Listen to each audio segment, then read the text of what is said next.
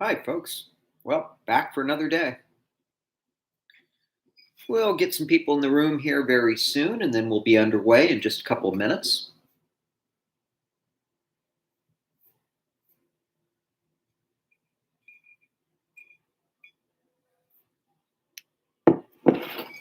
Hey, we got someone in the room. Who's first in?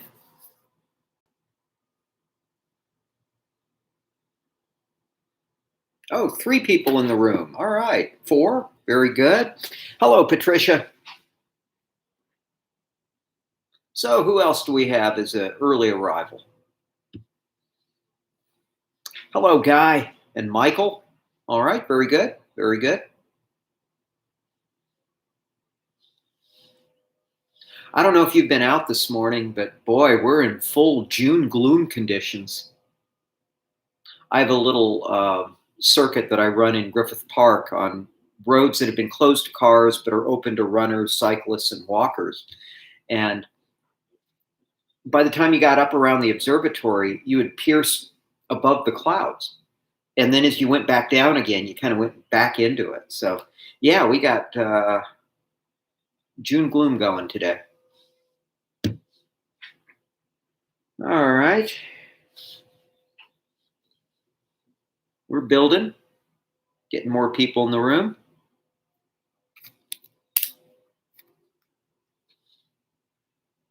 Six people in the room. All right. Those numbers will come up.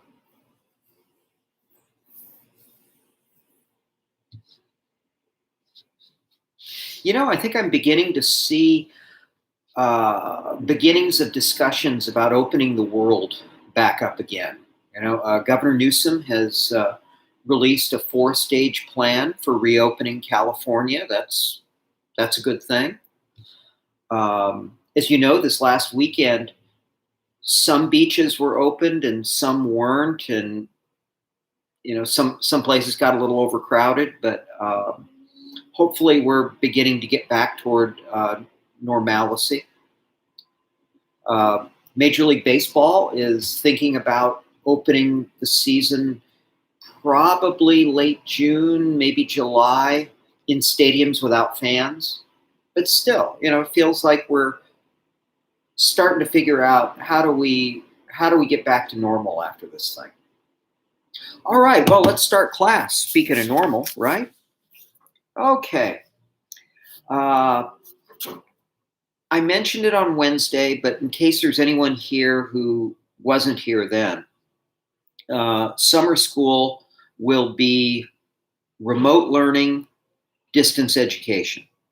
Remember, remote learning is what we're doing right now, where it's online, but we meet at the same time. Distance education is asynchronous, as they call it. That's where you get certain tasks to be done for the week, and you get deadlines, and nobody's ever in the same place at the same time. So summer will be remote learning and distance education, no face-to-face on campus. By the way, the question of the day is going to ask you about what mode of class you prefer. So we'll get to that in just a few minutes. Let's see, what else? The Associated Students event calendar is in the announcements. I recommend you take a look at it. They do have some very nice events that they are sponsoring. The We Are In This Together bulletin has been posted also in the announcements. So if you are looking for mental health counseling or financial counseling or other services, this We Are In This Together bulletin has some good ideas. Also in the announcements, Glendale College is going to sponsor another food bank. So the place, day, and time is in that notice. For those of you who maybe you can't always be here Monday, Wednesday at 9:10, please know that these opening comments are archived. They are archived on the YouTube channel, but also on Canvas. I've opened a module where I have a link to it. So, you know, you can always catch these comments later. All right, up next. Well, supplemental instruction yesterday apparently went well. I was I was in an online faculty meeting while that was going on. Next week's supplemental instruction, that's going to be on Cinco de Mayo, by the way, May 5th. It will be covering Chapter 10, the Internet chapter. That's the chapter that you went through on Monday. By the way, I should also talk about regarding that Internet chapter. Several of you told me that the sound was dropped out on the first slide, the one about hashtags. So what I did was I hustled up a very quick little patch where I did the audio lecture just for that 2 minutes or whatever. So anyhow, you can hear that if you'd like. All right. We are coming up to it on the term paper. If you can get the term paper in by Friday, I will give you the early bird special. Also, today I'm going to have an open class after the media note for you to tell me what media note quizzes or other exams that you missed and you may need an extension on. So this is Catch Up Wednesday. Also, this will be a good time after the media note today for you to talk to me about your questions regarding the term paper. The exams here have been very easy, multiple choice, but the term paper, I'm going to insist on a real college term paper. So your questions, ready to field them after you guys get through your media note. All right, next thing. Okay, let's go right to the question of the day. And I've got to say, I have an unusual amount of interest in your opinion on this because I'm trying to figure out what I should do for my own teaching schedule this fall. And what you are going to be asked is, in the fall, what format of class do you want most of your classes to be in? And so here's the way the question will be asked. You'll have 3 choices. In the fall, do you want most of your classes to be remote learning?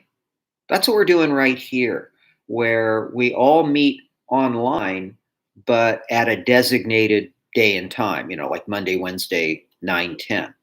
Would you rather that most of your classes be remote learning? Or would you like for the fall that most of your classes be distance education? And distance education is where you have a set of tasks to be done for the week, and you just need to get it in by a deadline, and people don't have to meet online at the same time. Or for the fall, are you rooting for the traditional classroom to make a comeback? So light up that chat box with what format you hope most of your classes will be in this fall. And we'll get into a little discussion as to why.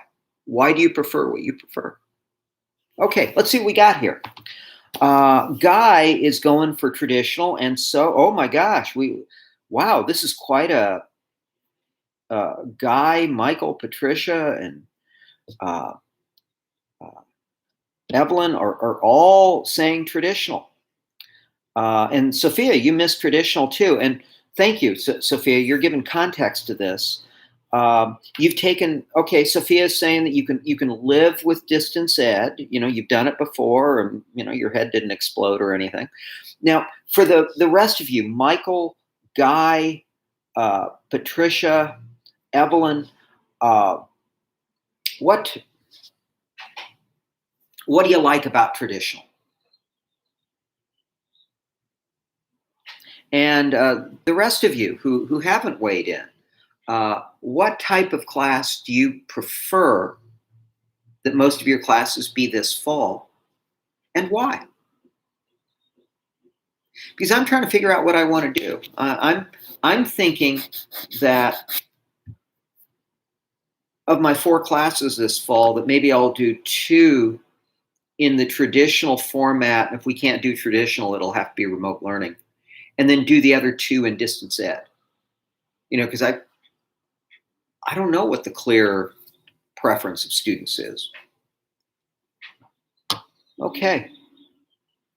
Patricia, you like traditional because you like the idea of going to college. Yeah. I mean, I agree with that. You know, um, I don't know about you, but I was the first of my family to go to college, and just, you know, being there was cool. Being in that atmosphere, being on a bustling, energetic campus, was cool. Uh, Okay, Michael is saying you can easily learn when physically present in class. It also helps with participation. Yeah, yeah, I know. In the classroom, I look at those folks usually in the back row who are kind of tuning out. Yeah, I'll be kind of mean and call on them, and I'll at least restate the question for them. Okay, Guy. Guy prefers traditional. Does better inside a classroom, being able to socially interact with everyone. Yeah, that's right, Guy. You're doing well in this environment too, but you just like traditional. Yeah, yeah. And the distractions of being at home. Yeah, there's a truck going by just outside my window. So yeah, there's distractions at home that you don't have on campus. Of course, I can always refill my coffee if I'm at home. You know. Anyone else want to weigh in on why they like what they like?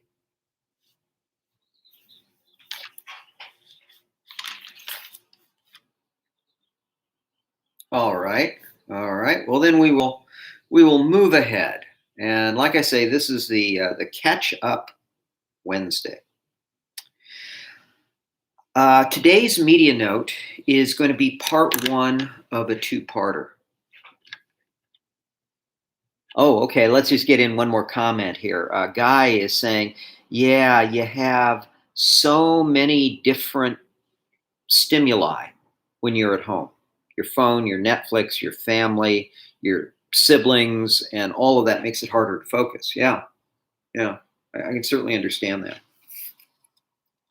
All right. Today's media note is going to be part 1 of a 2-parter about how do people turn into extremists, and what does social media have to do with this, if anything. And so today's media note is a story about a local writer and mom who is trying to unravel how hate spreads. So, all right, listen to the media note. Take the little media note quiz. We're going to have a part 2 on this on Monday, but do that for now. And then once you're through the media note, I will be monitoring both Canvas chat and my email for your requests for me to give you extensions on things you may have missed, or questions about your term paper. All right. Any last question? Oh, Stephanie, you're another vote for the traditional classroom. Wow. Okay. That's good to know. All right, guys. Well, I'm going to end the live feed, and I'm going to head on over to Canvas chat, and I will also have my email open. So see you there.